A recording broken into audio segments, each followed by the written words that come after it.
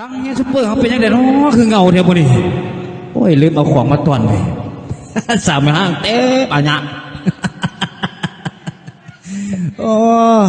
ธรรมดาตั้งยาใหญ่เขาเนาะบัววันนี้ก็ร้อยไปตอนคำโอ้ยกับบริซอยเวียกสัมปสัตว์วานนี่ก็ดี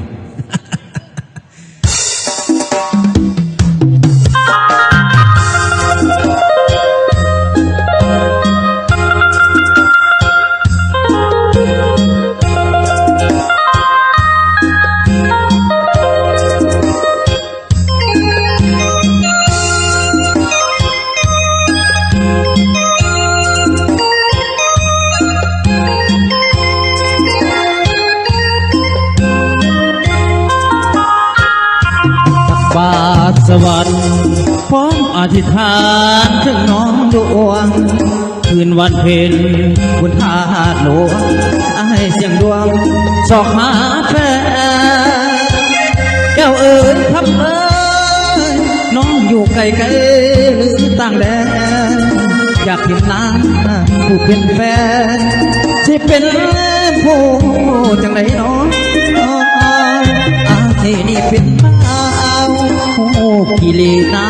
ดำว้าวบ่อายบ่อายนี่โสดแค่ก็เซ่สาวผ่านมาบอกมาบอกอายบอกเคยแค่ก็บอกเคยอ่อนสองสาวได้อยู่ใส่ผู้เพสันนิวาเปิดหัวใจประกาศคนหักข้าเจ้าอยู่ใส่หรือบ่ทันเกิดหรือเกิดมาบ่ทันใหญ่หรือเป็นสาวแล้วอยู่ใส่เป็นลูกสาวไผ่หนอคนดี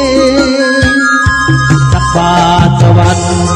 ของอธิษฐานจากหัวใจจุดธูปเทียนดอกไม้ไหว้พระธาตุเย็นหน้ามองฟ้า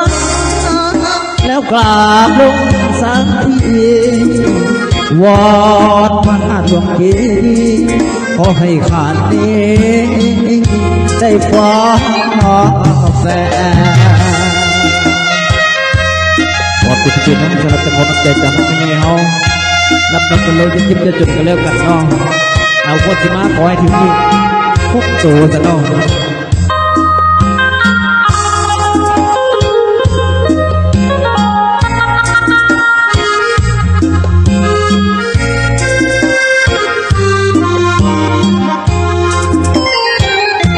อยู่ใส่เด้อผู้บุพเพ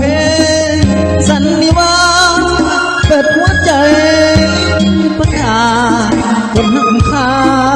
เจ้าอยู่ใส่หรือบ่ทันเกิดหรือเกิดมาบ่ทันใหญ่หรือเป็นสาวแล้วอยู่ใส่เป็นลูกสาวไผ่หนอคนดีตักบาตรสวรรค์ความอธิษฐานจากหัวใจจุดธูปเทียนดอกไม้ไหว้พระธาตุเจดีย์เงียนหน้ามองฟ้าแล้วกราบลงสักทีวอ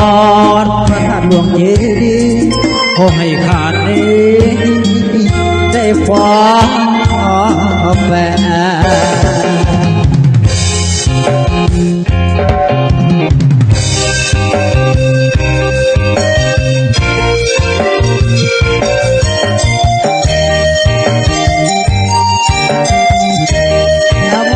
พี่น้องครับอามาบ้านตันเราต้องได้ห้องเพลงสาวตันเปียวให้เพื่อนน้องแม่นบอก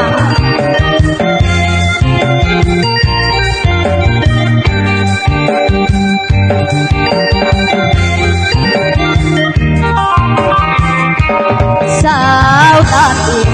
รวมเดียวมานานแสนนานบ่เห็นสายได้มาทรมานหัวใจเต็มที่เมื่อเห็นได้มาได้พบหน้าน้อง งสุดยินดี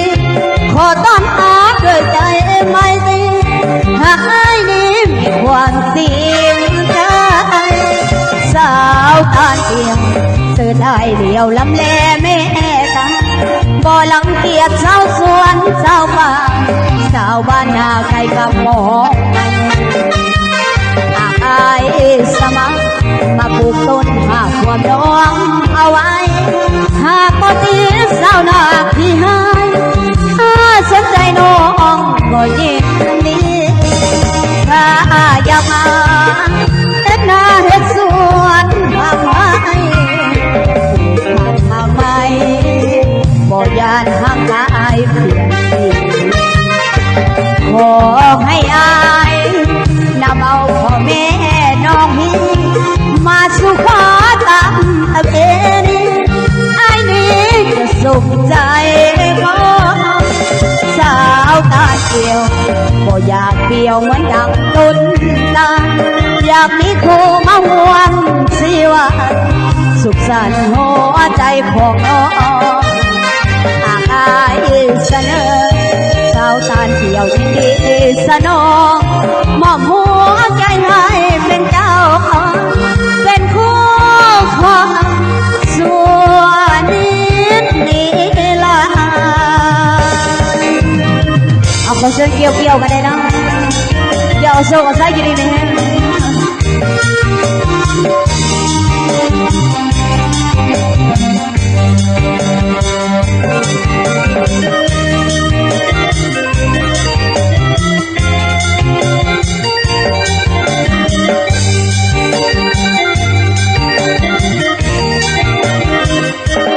ถ้าอยากมาเฮ็ดนาเฮ็ดสวนทำไมผักมากมายบ่ยานห่างอายเปลี่ยนสีขอให้อายนำเอาพ่อแม่น้องพี่มาสู่ขอตามเสนีไอ้นี้จะสมใจบ่สาวตาเดียวบ่อยากเดียวเหมือนดังต้นตาลอยากมีคู่มาห่วงชีวิตสุขสันต์หัวใจของน้องอายเสนอสาวตาเดียวยินดีสนองมอบหัวใจให้เป็นเจ้าของเป็นคู่ของส่วนนี้ละ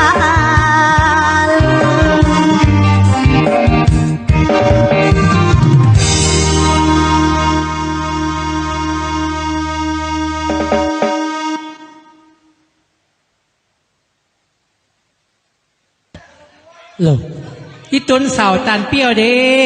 คันสหายได้เป็นนายบ้านเอากกตาลไปปลูกให้เป็นคู่เด้อและเปลี่ยนว่าบ้านตาลคู่ขนาดบ้านห้องรั้วโอ้ยเพิ่งคือที่มีคนบุดีเพิ่นยังเปลี่ยนเป็นบ้านห้องสุภาพเนาะเดี๋ยวนี้มีแต่คนดีๆเอา